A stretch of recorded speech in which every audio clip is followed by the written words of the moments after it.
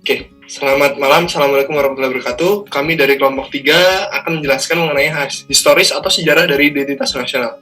Saya Nanda Iqbal Fanani, kemudian anggota kelompok yang lain ada Gloriana Kristi, ada Stefani Dinda Putri, ada Pande Made, kemudian ada Filian Nilamsari. Akan menjelaskan mengenai apa itu identitas nasional. Per definisi sendiri, identitas nasional adalah manifestasi nilai-nilai budaya yang tumbuh dan berkembang dalam suatu bangsa dan menjadi ciri khas bangsa tersebut sehingga dapat menjadi pembeda dengan bangsa-bangsa yang lain.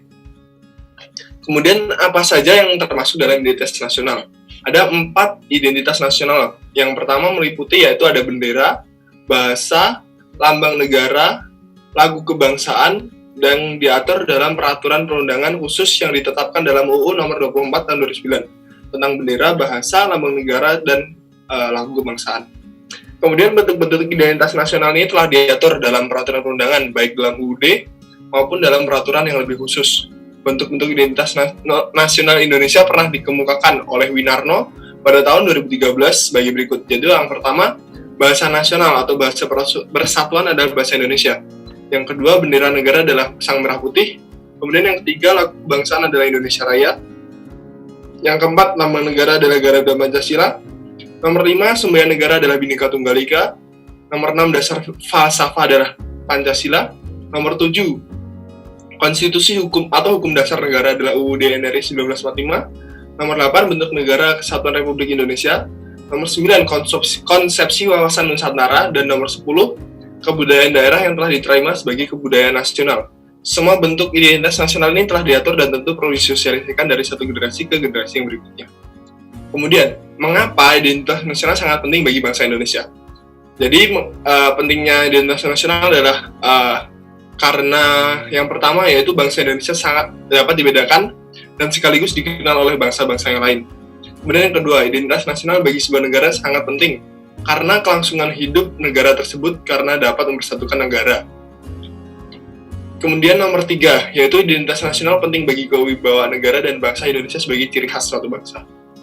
Kemudian, dilanjutkan oleh teman saya. Selanjutnya saya, Stefani Dinda Putri, akan menjelaskan mengenai sejarah nasional dimulai dari kebangkitan nasional secara historis, khususnya pada tahap embrionik. Identitas nasional Indonesia ditandai ketika munculnya kesadaran rakyat Indonesia sebagai bangsa yang sedang dijajah oleh negara asing. Pada tahun 1908 yang dikenal dengan masa kebangkitan nasional. Rakyat Indonesia mulai sadar akan jati diri sebagai manusia yang tidak wajar karena dalam kondisi terjajah. Setelah itu, saya akan menjelaskan mengenai sejarah terbentuknya dasar negara, yaitu Pancasila, yang diakui sebagai dasar negara pada tanggal 11 Juni 1945. Pada tanggal 1 Juni 1945, Bung Karno mendapat giliran untuk menyampaikan gagasan tentang dasar negara Indonesia Merdeka, yang dinamakan Pancasila. Pidato yang tidak dipersiapkan secara tertulis terlebih dahulu itu diterima secara aklamasi oleh segenap anggota Dokuritsu Junbiko Sakai. Dokuritsu Junbiko Sakai membentuk panitia kecil untuk merumuskan dan menyusun Undang-Undang Dasar dengan berpedoman pada pidato Bung Karno tersebut.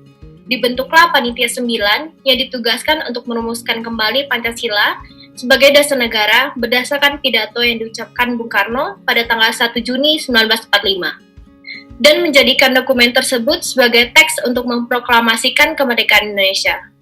Setelah melalui proses persidangan dan lobi-lobi, akhirnya rumusan Pancasila hasil panggilan Bung Karno tersebut berhasil dirumuskan untuk dicantumkan dalam Mukadimah Undang-Undang Dasar 1945, yang disahkan dan dinyatakan sah sebagai dasar negara Indonesia Merdeka pada sidang PPKI 1 tanggal 18 Agustus 1945. Dengan kata pengantar atas dibukakannya pidato tersebut, yang untuk pertama kali terbit pada tahun 1947, mantan Ketua BPUPKI Dr. Rajiman Widyoningrat menyebut pidato Insinyur Soekarno itu berisi lahirnya Pancasila. Setelah pengesahan Pancasila, saya Filian Nilamsari akan menjelaskan dimulai dari masa Indonesia Merdeka dan penggunaan bendera negara nasional, yaitu bendera merah putih pada hari proklamasi yaitu 17 Agustus 1945. Bendera merah putih mempunyai makna khusus. Merah berarti berani dan putih berarti suci. Merah juga melambangkan tubuh manusia, sedangkan putih melambangkan jiwa manusia. Keduanya saling melengkapi dan menyempurnakan. Bendera pusaka dijahit oleh istri Soekarno yaitu Fatmawati. Desain bendera dibuat berdasarkan bendera Majapahit pada abad ke-13 yang terdiri dari 9 garis berwarna merah dan putih tersusun secara bergantian. Bendera pusaka pertama dinaikkan di rumah Soekarno di Jalan Pengangsaan Timur 56, Jakarta setelah Soekarno membacakan proklamasi kemerdekaan Indonesia. Bendera Sang Saka Merah Putih pertama kali dikibarkan di Indonesia pada 17 Agustus 1945 saat proklamasi kemerdekaan bangsa Indonesia oleh Paskibraka yang dipimpin oleh Kapten Latif Hendraningrat. Setelah dinaikkan, lagu Indonesia Raya kemudian dinyanyikan secara bersama-sama. Pada keesokan harinya, tepat tanggal 18 Agustus 1945, terjadi pengesahan penggunaan bahasa Indonesia sebagai bahasa nasional. Dan di hari yang sama juga terjadi pengesahan penggunaan UUD 1945 sebagai dasar negara.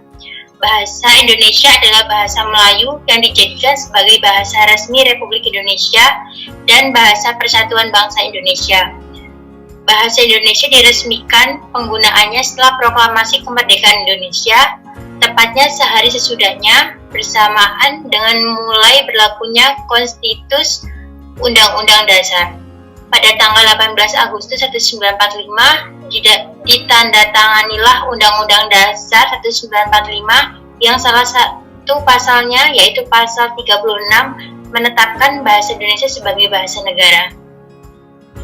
Melanjutkan penjelasan teman-teman saya, perkenalkan nama saya Gloriana Christy, akan menjelaskan mengenai penggunaan kata Republik pada tahun 1947. Ejaan Republik atau Ejaan Suwandi adalah ketentuan ejaan dalam bahasa Indonesia yang berlaku sejak tanggal 17 Maret 1947. Ejaan ini disebut juga sebagai Ejaan Suwandi yang merupakan Menteri Pendidikan dan Kebudayaan kala itu. Ejaan ini menggantikan ejaan sebelumnya yaitu Ejaan Van Opsuygen yang mulai berlaku sejak tahun 1901.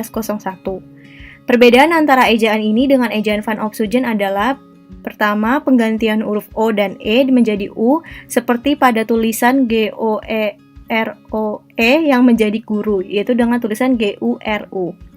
Bunyi hamzah dan bunyi sentak yang sebelumnya dinyatakan dengan tanda aksen ditulis dengan huruf K seperti pada kata-kata tak, pak, maklum, dan rakyat. Kata ulang boleh ditulis dengan angka 2 seperti ubur bermain-main, ke barat-baratan yang sebelumnya menggunakan kata ulang 2 kali bisa digantikan dengan huruf 2 tadi. Setelah itu kata ulang awalan di dan kata depan di kedua-keduanya ditulis serangkai dengan kata yang mengikutinya. Kata depan di pada contoh di rumah dan di sawah yang menyatakan lokasi tidak dibedakan dengan imbuhan di, beli, dan dimakan pada kata kerja. Setelah menjelaskan mengenai penggunaan ejaan, selanjutnya saya akan menjelaskan tentang penggunaan semboyan Bhinneka Tunggal Ika yang dikemukakan dan diresmikan pada tanggal 8 Februari tahun 1950. Perumusan semboyan ini pada dasarnya merupakan pernyataan kreatif dalam usaha mengatasi keanekaragaman kepercayaan dan keagamaan. Bhinneka Tunggal Ika bukan hanya perbedaan agama dan kepercayaan yang menjadi fokus saja, tetapi pengertiannya lebih luas. Bhinneka Tunggal Ika sebagai semboyan negara memiliki cakupan yang lebih luas, seperti perbedaan suku, bangsa, budaya, adat istiadat, beda pulau, dan tentunya agama dan kepercayaan yang menuju persatuan Indonesia. Lambang Garuda Pancasila dengan semboyan Bhinneka Tunggal Ika ditetapkan secara resmi menjadi bagian dari negara Indonesia melalui Peraturan Pemerintahan Nomor 66 Tahun 1951 pada tanggal 17 Oktober 1951 dan diundang-undangkan pada 28 Oktober 1951 sebagai lambang negara. Selanjutnya saya Pandey, di sini saya akan menjelaskan mengenai lambang negara dan pengesahannya. Lambang negara Indonesia adalah Garuda Pancasila dengan semboyan Bhinneka Tunggal Ika. Lambang negara Indonesia berbentuk burung Garuda yang kepalanya menoleh ke sebelah kanan. Perisai berbentuk menyerupai jantung yang digantung dengan rantai pada leher Garuda, dan semboyan Bhinneka Tunggal Ika yang berarti berbeda-beda tetapi tetap satu, ditulis di atas pita yang dicengkram oleh Garuda. Lambang ini dirancang oleh Sultan Hamid II dari Pontianak, yang kemudian disempurnakan oleh Presiden Soekarno, dan diresmikan pemakaiannya sebagai lambang negara pertama kali pada Sidang Kabinet Republik Indonesia Serikat tanggal 11 Februari 1950. Sejarah penggunaan Garuda karena Garuda dikenal sebagai kendaraan Dewa Wisnu yang ditemukan gambarnya pada beberapa peninggalan candi kuno kerajaan. Dalam tradisi Bali, Garuda dimuliakan sebagai tuan segala makhluk yang dapat terbang dan raja agung para burung. Pada zaman sebelum kemerdekaan, penggunaan Garuda sudah menjadi ciri khas dari perwujudan Pancasila. Pada konferensi meja bundar pada tahun 1949, mulailah perancangan yang lebih sempurna untuk membuat lambang negara. Rancangan lambang negara karya Sultan Hamid II akhirnya diresmikan pemakaiannya dalam sidang kabinet RIS pada tanggal 11 Februari 1950. Setelah itu, Soekarno meminta Sultan Hamid untuk menambahkan aksen jambul sebagai pembela dari Amerika Serikat. Untuk terakhir kalinya, Sultan Hamid II menyelesaikan penyempurnaan bentuk final gambar lambang negara, yaitu dengan menambah skala ukuran dan tata warna gambar lambang negara. Rancangan Garuda Pancasila terakhir dibuatkan patung besar dari bahan perunggu berlapis emas yang disimpan dalam ruangan kemerdekaan Monumen Nasional sebagai acuan. Ditetapkan sebagai lambang negara Republik Indonesia dan didesain tidak berubah hingga kini. Setelah itu saya akan menjelaskan mengenai pengesahan dan sedikit sejarah mengenai lagu kebangsaan Indonesia, yaitu Indonesia Raya. Suatu hari, Supratman membaca sebuah artikel yang menantang para komponis Indonesia untuk menciptakan lagu kebangsaan tanah air. Menjawab hal tersebut, Supratman mengubah lagu Indonesia Raya pada subjudulnya, ia tulis lagu kebangsaan. Pada Kongres Pemuda II 28 Oktober 1928, lagu Indonesia Raya pertama kali dikumandangkan dan menjadi populer setelahnya. Pada tahun 1930, penggunaan Indonesia Raya tidak diizinkan oleh Belanda. Tahun 1944, PPKI merancang panitia lagu kebangsaan yang membuat perubahan bahasa lagu Indonesia Raya yang tadinya bahasa Melayu menjadi bahasa Indonesia. Lalu dikumandangkan pada 17 Agustus 1945 dan disahkan menjadi lagu kebangsaan yang dicantumkan pada Undang-Undang Dasar 1945 tanggal 18 Agustus 1945.